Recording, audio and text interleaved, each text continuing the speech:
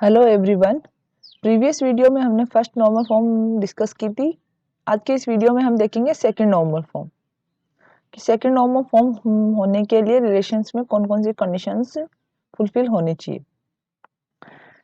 Name से पता चल रहा है सेकंड मीन उसमें फर्स्ट तो होना चाहिए, वो रिलेशन कम से कम फर्स्ट नॉर्मल फॉर्म में होना चाहिए। एक तो ये कंडीशन। सेकंड कंडीशन है कि इसमें पार्शियल डिपेंडेंसी नहीं होनी चाहिए।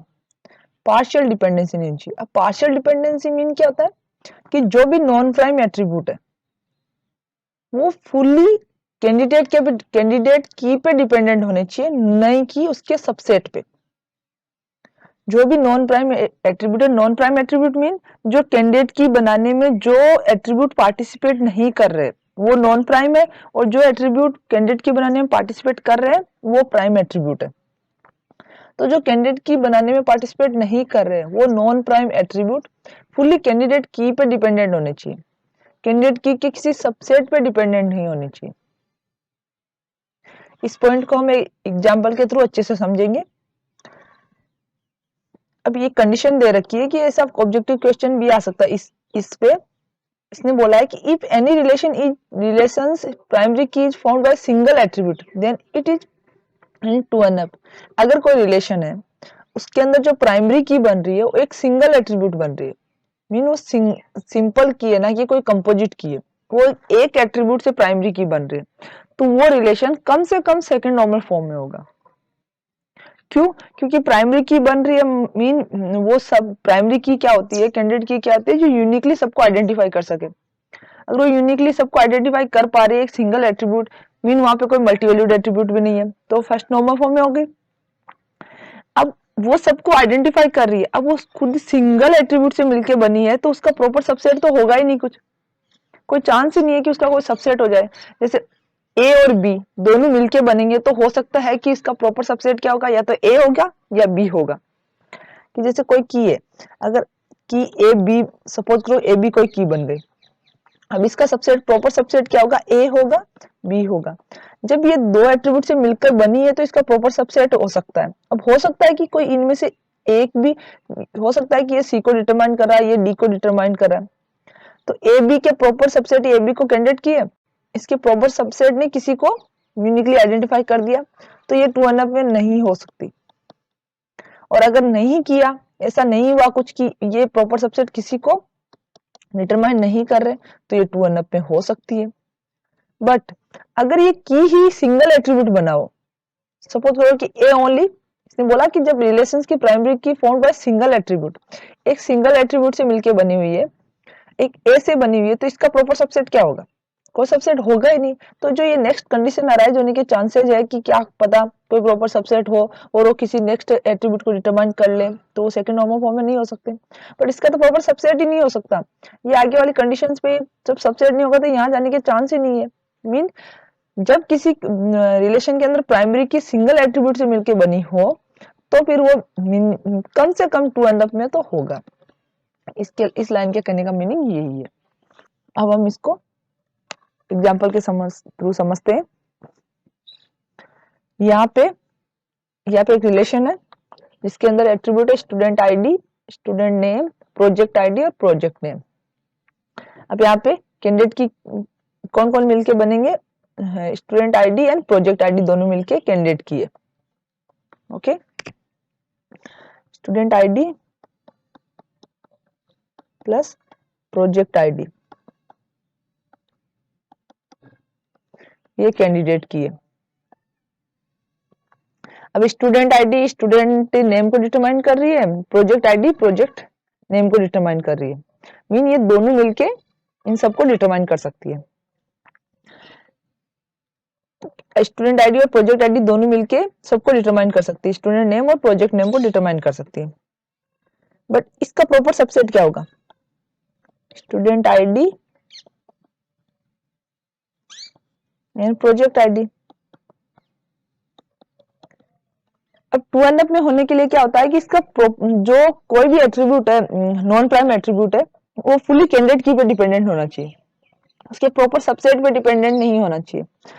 बट यहाँ पे देखो स्टूडेंट नेम किस पे डिपेंड है, स्टूडेंट आईडी पे। स्टूडेंट आईडी से किसको डिटरमाइन करेगा, स्टूडेंट नेम को। प्रोजेक्ट आईडी किसको डिटरमाइन करेगा? प्रोजेक्ट नेम को। तो क्या यहाँ पे 2NF वाली कंडीशन फुलफिल हो रही है? हो रही है? नहीं हो रही है ना, क्योंकि इसका प्रॉपर जो सबसेट है वो नॉन प्राइम एट्रीब्यूट को डिटरमाइन कर रहा है। प्रॉपर सबसेट स्टूडेंट आईडी और प्रोजेक्ट आईडी है। नॉन प्राइम एट्रीब्यूट ये है क्योंकि इन्होंने कैंडिडेट की बनाने में पार्टिसिपेट नहीं किया ना। जो कैंडिडेट की बनाने में पार्टिसिपेट नहीं करते उन एट्रीब्यूट को नॉन प्राइम एट्रीब्यूट बोलते हैं। स्टूडेंट नेम और project name non prime attribute है और ये कैंडिडेट की के प्रॉपर सबसेट से डिटरमाइन हो रहे हैं, तो ये टेबल 2NF में नहीं है। अब 2NF में इस टेबल को बनाने के लिए इस टेबल को ब्रेक करेंगे, फिर दो टेबल बना देंगे। यहाँ पे इन्होंने दो टेबल बना दी, एक student ID, student name, project ID, एक टेबल बन गई। सेकंड टेबल इन्होंने project ID and project name बना दी। यहाँ पे स्टूडेंट आईडी प्राइमरी की हो गई और यहाँ पे प्रोजेक्ट आईडी प्राइमरी की हो गई।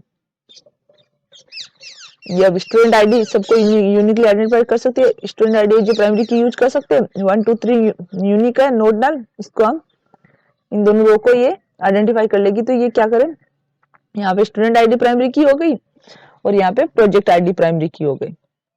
तो एक इस टेबल को दो टेबल में डिवाइड करने से अब जो ये दोनों टेबल बनी है ये 2NF में है।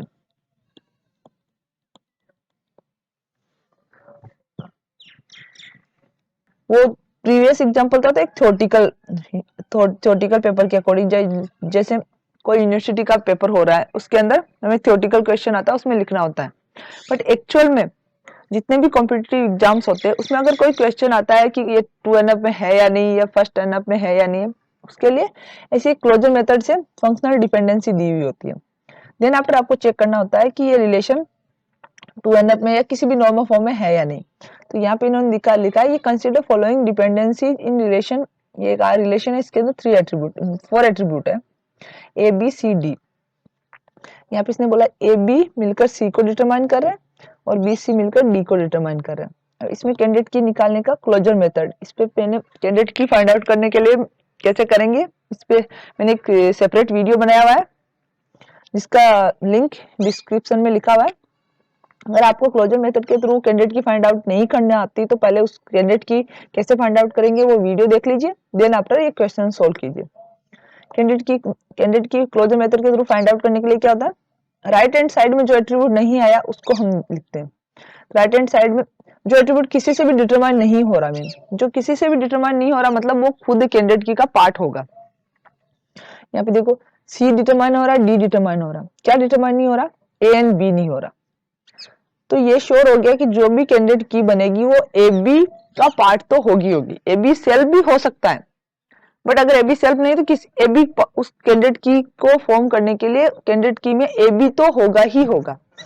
अब सबसे पहले जो ये क्लोजर बनता है इसी से देख लेते हैं कि क्या ये कैंडिडेट की हो सकता है अकेला। ए एंड बी है तो ए एंड बी को डिटरमाइन कर लेगा, देन आफ्टर ए बी मिलके सी को डिटरमाइन कर रहा है और बी एंड सी मिलके डी को डिटरमाइन कर रहे हैं। तो मीन ए बी सबको डिटरमाइन कर रहा है, मतलब ए बी कैंडिडेट की हो गया। अब इस कैंडिडेट की के प्रॉपर सबसेट क्या होंगे, ए अकेला बी अकेला। अब चेक करेंगे क्या इसका प्रॉपर सबसेट किसी एट्रीब्यूट को डिटरमाइन तो नहीं कर रहा। अगर नहीं कर रहा तो 2NF में है, कर रहा है तो नहीं है। यहाँ पे सी को डिटरमाइन कौन कर रहा है, ए बी दोनों मिलके सी को डिटरमाइन कर रहे हैं। ओके, यहाँ पे बी सी मिलके डी को डिटरमाइन कर रहे हैं और ए बी का प्रॉपर सबसेट क्या है, ए अकेला और बी अकेला। ओके, क्या ए अकेला और बी अकेला किसी को भी डिटरमाइन कर रहे हैं, नहीं कर रहा, मीन यहाँ पे कोई पार्शियल डिपेंडेंसी नहीं है।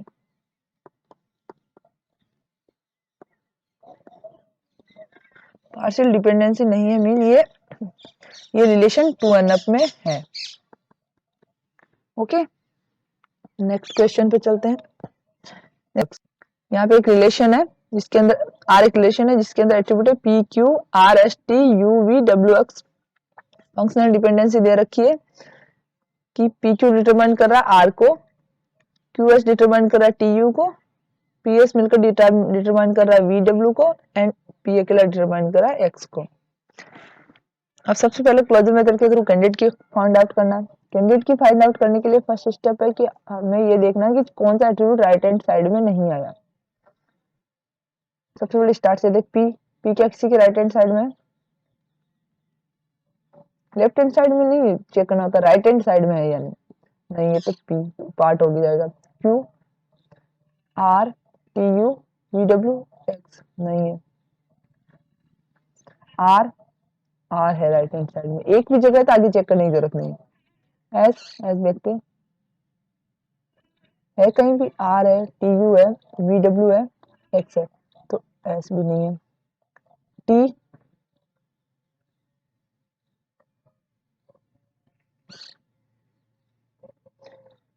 आर है टी भी राइट हैंड साइड में है, यू यू भी है, वी वी डब्ल्यू भी है एक्स भी है, मतलब कैंडिडेट की का पार्ट पी क्यू एस तो होगा ही होगा।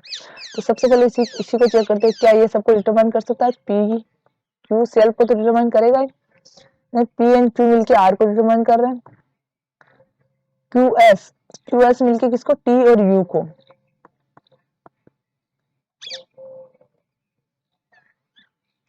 देन पी एस मिलके वी डब्ल्यू को, पी एस आ गया V W,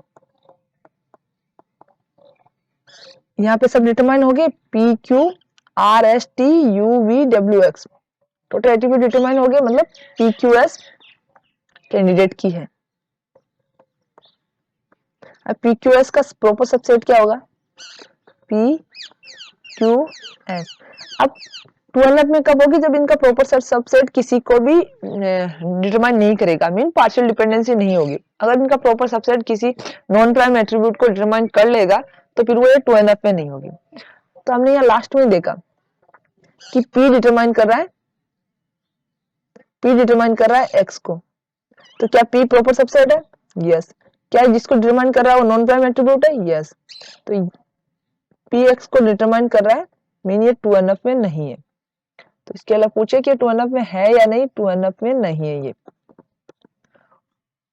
okay, next check करते हैं। इसमें अगेन रिलेशन दिया है, P Q R S T U V W, functional dependency दे रखी, पी क्यू डिटरमाइन कर रहा है आर को, P S T Q U and U V W को। तो क्लोजर मेथड के थ्रू कैंडिडेट की फाइंड आउट करने का जो तरीका वो है कि राइट हैंड साइड में चेक करते हैं कौन कौन सा एट्रीब्यूट नहीं आया। तो सबसे पहले P Q R S T U V W है, पी को चेक करते हैं कि क्या पी है।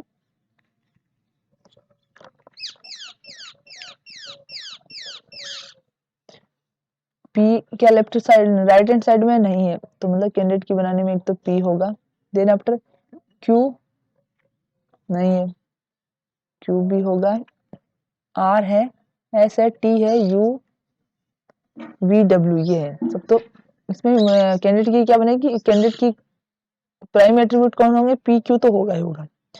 तो पी क्यू से ही पहले चेक करते हैं कि क्या पी क्यू सेल्फ कैंडिडेट की बन सकती है। पी से क्यू, फिर है पी क्यू मिलके आर को डिटरमाइन कर रहे हैं, पी अकेला मिलके एस टी को डिटरमाइन कर रहा है,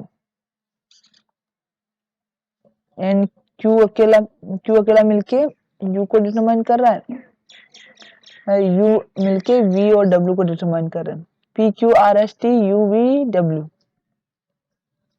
सॉरी एक्स नहीं है वी है, ये सारे एट्रीब्यूट डिटरमाइन हो गए, मतलब पी क्यू कैंडिडेट की है। पी क्यू कैंडिडेट की है तो इसका प्रॉपर सबसेट हो गया पी एंड क्यू। क्या इनका प्रॉपर सबसेट किसी को भी डिटरमाइन कर रहा है? हाँ कर रहा है, यहाँ पे देखो पी अकेला एस और टी को डिटरमाइन कर रहा है और क्यू भी यू को डिटरमाइन कर रहा है, मतलब पार्शियल डिपेंडेंसी है, पार्शियल डिपेंडेंसी है, इसलिए ये भी सेकंड नॉर्मल फॉर्म में नहीं है।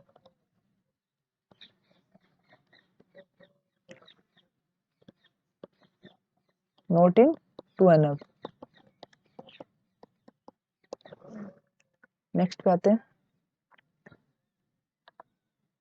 एक रिलेशन दिया हुआ है, P Q R S T you है, फंक्शनल डिपेंडेंसी है, पी क्यू मिलके आर को कर रहा है, पी टी। अब वही चेक करते हैं कि लेफ्ट हैंड साइड में जो नहीं है वही कैंडिडेट की का पार्ट होगा, तो सॉरी राइट हैंड साइड में जो भी नहीं है वही कैंडिडेट की का पार्ट होगा। राइट हैंड साइड में देखते हैं क्या पी है, हाँ पी टी डिटरमाइन हो रहा है, एस से पी है, देन यहाँ पे चेक करते हैं क्या पी क्यू है, नहीं है, तो एक तो कैंडिडेट की का पार्ट कौन होगा? क्यू होगा।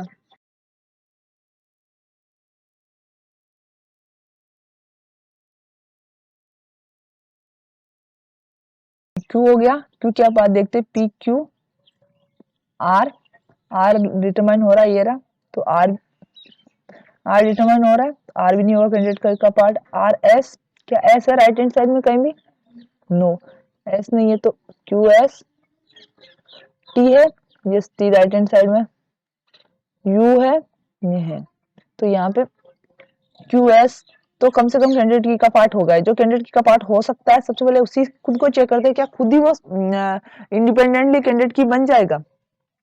तो क्यू एस हो गया, तो क्यू एंड एस को डिटरमाइन करेगा। देन आफ्टर देखते हैं कि P Q R S R,